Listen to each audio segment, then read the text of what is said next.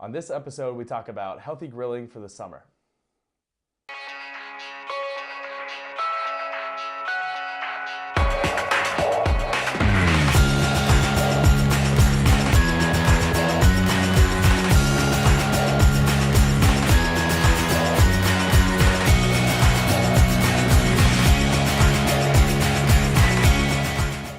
So welcome to episode 12 now of EFS TV.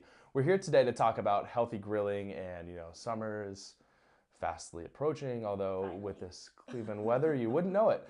It's been raining a lot lately, which is a little bit discouraging, but it's a little sunny out there today, and I think it's supposed to be part of tomorrow, and then the rain comes back for a few days. And now we do the forecast here. Right.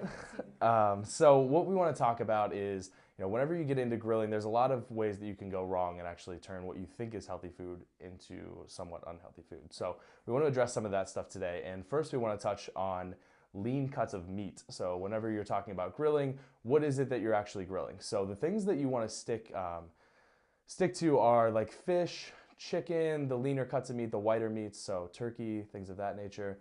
And then with hamburger, you want to go more 90-10 instead of 80-20. You want the fat content to be a little bit lower.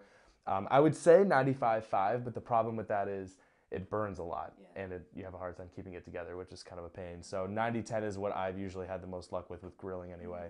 And then there's other options too that are leaner even than that, like bison, venison, some of the exotic animals that you can grill, and then veggie burgers and things of that nature too.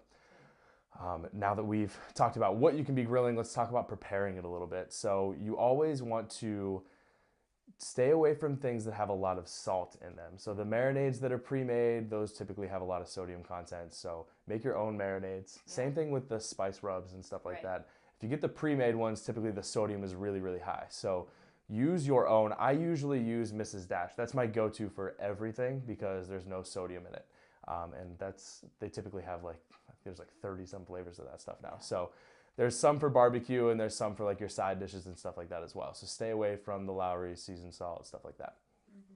And then cooking, when it comes to cooking, it can be tricky, especially with birds. I know we were talking about that here recently. The temperature whenever you're cooking chicken, turkey, you want to make sure that you're cooking it all the way through into a temperature that is going to kill all the bacteria. So make sure that you're investing in a good thermometer for that. And then also with cooking, you want to try not to use butter and lard and things like that, or the vegetable sprays. Use the coconut oil and things that are a little bit healthier. Olive oil as well, that's a good one. So that kind of covers, what you're grilling, how you're going to prepare it, and then staying away from the butter and stuff. But what do we have for like sides? And we need to touch on that too. There are tons of different options. And what I try to tell people is make it a challenge almost to make your plate a rainbow. So, a lot of farmers market, we were just talking, farmers markets are going to be popping up. So, go out there and get as many vegetables as you can, as much fruit as you can, and just be creative with it. Same thing when you're cooking with it.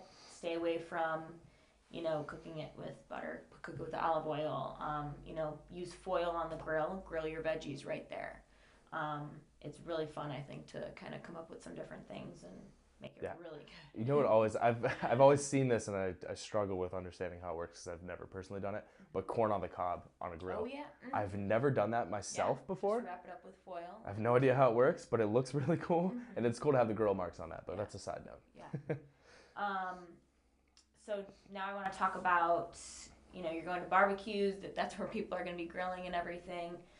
Usually there's just buckets of beer or, alcohol or that type of stuff, and not like that stuff is anything bad, but definitely in moderation. And then alternate, have a drink, and then make sure you have at least a full glass of water following that, just so that you aren't retaining all that. Especially because you're out in the sun too. I mean, that'll keep you from getting headaches throughout the day, getting dehydrated really fast. So something that I think we all struggle with. We could probably all do a little better with that. But definitely something that would be good to make a point to try to do. So. And make good choices. Even when you are at different types of barbecues or eating out, use the smaller plates. Fill it up with that first. And so if you take a big plate, you're more likely to have bigger portions. So use the smaller plates and practice portion control and moderation. There it is. So our tip of the day would be moderation whenever you're talking about cookouts. That's it for today's episode. We'll wrap it up there. We would like to get some feedback from you guys regarding videos that you'd like to see in the summer with workouts and stuff like that. I know we're going to be doing a lot of those here coming up with the boot camps and things like that we're running, but if you guys have other ways that you'd like to get outdoors and get working out now that it's starting to warm up, we'd love to hear your feedback and answer your questions. So we'll see you on the next episode. See you guys.